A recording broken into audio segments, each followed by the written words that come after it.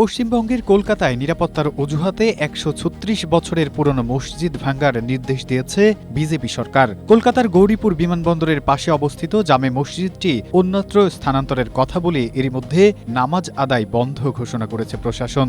এই নিয়ে মুসল্লিদের মাঝে তীব্র ক্ষোভ দেখা দিয়েছে। শনিবার থেকেই এই স্থানান্তরের কাজ শুরু হতে পারে বলে ধারণা করা হচ্ছে। ১৩৬ বছরের পুরনো গৌরীপুর জামে মসজিদটি অনেকের কাছে বাকরা মসজিদ নামেও পরিচিত।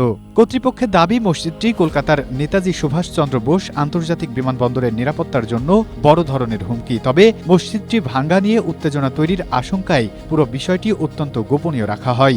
ব্যাপক নিরাপত্তা বলয়ে মুড়ে ফেলা হয়েছে গোটা এলাকা। বিমানবন্দরের পাশে হওয়ায় মসজিদটিতে নামাজ আদায়ের সময় পরিচয়পত্র হিসেবে আধার কার্ড দেখাতে হয় মুসল্লিদের, কিন্তু এরপরও সেটিকে ভাঙ্গার যৌক্তিক কোনো কারণ দেখছেন না মসজিদ কমিটির লোকজন। অন্যদিকে এখনো পর্যন্ত ওই মসজিদ ভাঙার পর কোন জায়গায় স্থানান্তরিত হবে সেটি নির্ধারণ করেনি প্রশাসন। তাই বিজেপি প্রশাসনের মসজিদটি স্থানান্তরের দাবি নিয়েও মুসলিমদের মাঝে সন্দেহের সৃষ্টি হয়েছে।